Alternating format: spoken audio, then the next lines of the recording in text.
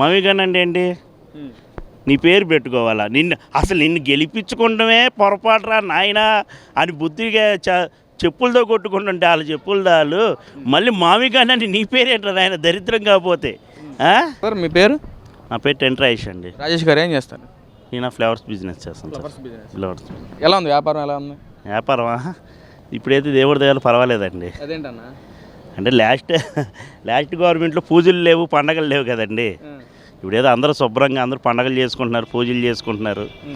Flowers కూడా దేవుడికి మరి పూలు వాడతారుగా, అంతా దేవుడి దగ్గర పర్వాలా.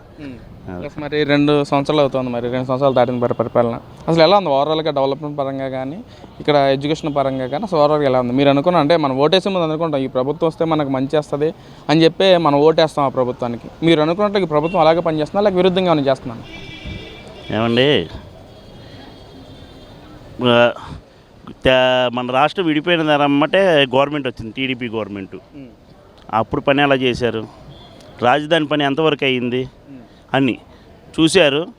ఏంటంటే ఒక ఛాన్స్ సరే యువ ఎమ్మెల్యేకి కూడా సీఎంకి కూడా ఇవ్వాలి కదా మనం అని ఒక ఛాన్స్ ఇచ్చారు.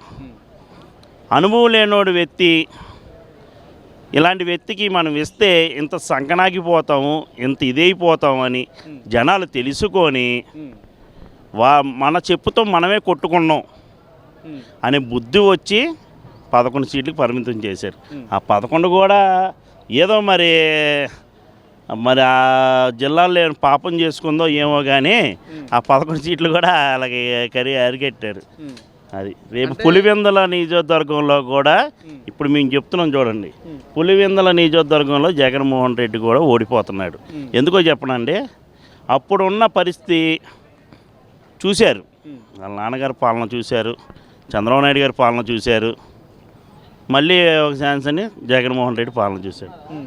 వాళ్ళకి అర్థమైంది, ఈ రోజున అర్థమైంది ఇలాంటి పాలకుడికి ఇస్తే మళ్ళీ మనకి లైఫ్ ఉంటుందని. ఇప్పుడు నీటి గురించి కానీ, ఏదైనా డెవలప్మెంట్కి కానీ, కడపలకు వచ్చిన ఫ్యాక్టరీల కోసం కానీ అని ఇప్పుడు వస్తున్నాయి, అన్ని కంపెనీలు వస్తున్నాయి. అయితే ఏదైతే కంపెనీస్ కానీ నిన్న ఏదైతే భోగాపురం ఎయిర్పోర్ట్ ఇనాగ్రేషన్ విషయంలో కానీ అసలు మొత్తం జగన్మోహన్ రెడ్డి గారే చేశారు. ఇక్కడ కర్త క్రమక్రియ మొత్తం జగన్మోహన్ రెడ్డి గారు అని చెప్పి అంటున్నారండి. అసలు దాని మీద మీ ఒపీనియన్ ఏంటి? నిజంగా జగన్మోహన్ రెడ్డి వల్లే మన రాష్ట్రం డెవలప్మెంట్ కానీ, నిన్న భోగాపురం ఎయిర్పోర్ట్ కానీ, మొన్న 10th క్లాస్ ఉత్తీర్ణత శాతంగా మొత్తం జగన్మోహన్ రెడ్డి క్రెడిట్ వల్ల వచ్చింది అనుకోవచ్చా లేకేంటి? 2014 టీడీపీ గవర్నమెంట్ ఉందండి. రాష్ట్రం విడిపోయిన తర్వాత 2014లో టీడీపీ గవర్నమెంట్ ఉంది. టీడీపీ గవర్నమెంట్ ఉన్నంతసేపు ఏం చెప్పాడు? అమరావతి రాజధాని, అమరావతిలో నేను ఇల్లు కట్టుకున్నాను, సీఎంకి కూడా ఇల్లు లేదు ఇక్కడ, ఈ అమరావతిలోనే కూర్చున్నాను అని అతను చెప్పాడు. అతను వెనకున్న డప్పు బ్యాచ్ మినిస్టర్లు మంత్రులు ఉన్నారుగా, ఆ డప్పు బ్యాచ్ కూడా చెప్పారు. ఆ రోజున గృహప్రవేశానికి వెళ్ళి ఇంటికి ఇదే మా మా కాబోయే సీఎం గారి ఇల్లు, ఇక్కడే ఉన్నాం, ఇదే రాజధాని, ఇదే అన్నాడు. తర్వాత ఏం చేసావు? ఎవడ సంకనాకో 5 ఏళ్ళ తర్వాత మళ్ళీ సరే నమ్మారు, వేసారు ఓటు. తర్వాత ఏం చేసావు? 3 రాజధానులు అన్నావు. మరి అదే నువ్వు 2014లో చెప్పచ్చు 3 రాజధానులని. 3 రాజధానులు నువ్వు చెప్పాలిగా. తర్వాత ఏం చేసావు? 3 రాజధానులు అన్నావు, అయిపోయింది. జనాలు 3 రాజధానులను కూడా నమ్మట్లా. ఇప్పుడు మామిగాను అంటే ఏంటి? నీ పేరు పెట్టుకోవాలా, నిన్ను గెలిపించుకుంటమే పొరపాటురా నాయనా అని బుద్ధిగా చెప్పులతో కొట్టుకుంటుంటే వాళ్ళ చెప్పులదాలు మళ్ళీ మామిగాని అంటే నీ పేరేంటారు నాయన దరిద్రం కాకపోతే. ఏ కాలేజీలకి కలకల్లాడిపోతున్నారు, చదువుకుంటున్నారు శుభ్రంగా, వాళ్ళకి స్కాలర్షిప్లు కానీ శుభ్రంగా టయానికి అందుతున్నాయి. ఉద్యోగాలు చూడండి, ఉద్యోగాలు నిరుద్యోగులు అయిపోయి గంజాయిలు అమ్ముకొని అమ్ముకొని యువత రోడ్డు మీద తిరిగి చెప్పులు అమ్ముకొని టీషర్ట్లు అమ్ముకొని నానా బీభత్సంగా డిగ్రీలు చదువుకొని ఈరోజు చూడండి వాళ్ళ చదువుకి వాళ్ళ హోదాకి తక్కువకి ఎక్కువ వేసుకొని శుభ్రంగా వాళ్ళ తల్లిదండ్రుల ఉద్యోగానికి వెళ్తుంటే ఆ తల్లిదండ్రులు ఉన్న ఆనందం ₹1,00,00,000 ఆస్తి వచ్చి ఒకేసారి వచ్చినా రాదు. అదేంటన్న గతంలో జగన్మోహన్ రెడ్డి ఎన్నో వేల ఉద్యోగాలు కూడా కల్పించారు కదా, మీరేంటి అలా మాట్లాడుతున్నారండి? అసలు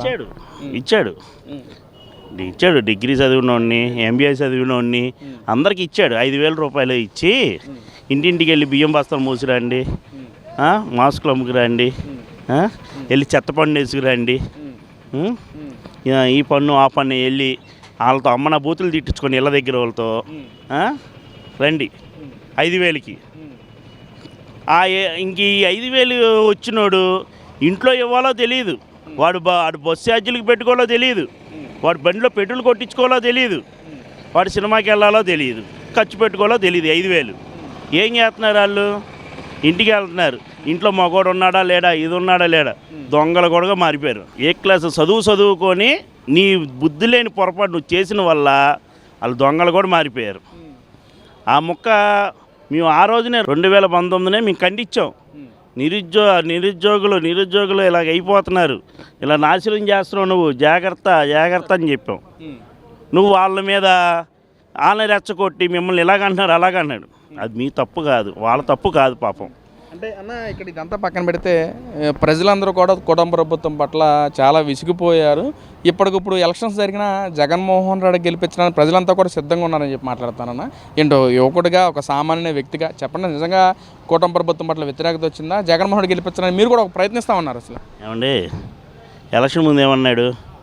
175కి 175 మనమే మొత్తం వచ్చేసింది. మొత్తం అంతా ప్రజలు అసలు ఎలక్షన్ ఎప్పుడా మనం ముందుకు వెళ్ళిపోగానే అసలు ఎప్పుడు సీఎం మళ్ళీ వేసేద్దామని ఎదురు చూస్తున్నారు. 175కి 175 అని ఎన్ని మాయమాటలు చెప్పావు? నీ మాయ మాటలకి ఎవడు పడేది లేదు, ఇది లేదు.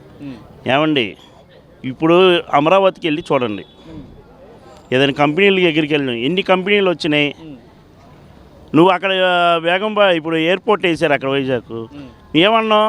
ఎర్ర బస్సు కూడా ఆగదు అక్కడ అన్నావు. ఎర్ర బస్సు కూడా ఆగదు, ఒక మనిషి కూడా ఉండలేడు, అలాంటి చోట ఎయిర్పోర్ట్ అవసరమా అన్నావు. ఈరోజు ఎయిర్పోర్ట్ కట్టగా నువ్వేమన్నావు?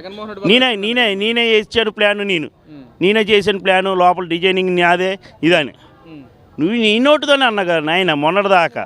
ఎర్ర బస్సు కూడా ఆగని చోట ఎయిర్పోర్ట్ ఎందుకని? అసలు అది నోరా? అసలు నువ్వు జనాలు నవ్వుకున్నా. బ్రహ్మానందం కామెడీలు మర్చిపోయారు. టీవీ పెట్టగానే ఫోన్ చూడగా నీ కామెడీలు చూస్తున్నారు ఇప్పుడు. అది అంత కామెడీగా తయారవుతున్నావు నువ్వు. ఎందుకు? ప్రజలు ఇంకా అసలు అంత బుద్ధి లేని పొరపాటు చేయకూడదని వాళ్ళు ముందే డిసిషన్ అయిపోయారు. ఇంకా 11 సీట్లు కూడా నువ్వు వెళ్ళిపోతాయి, జాగ్రత్తగా ఉండు.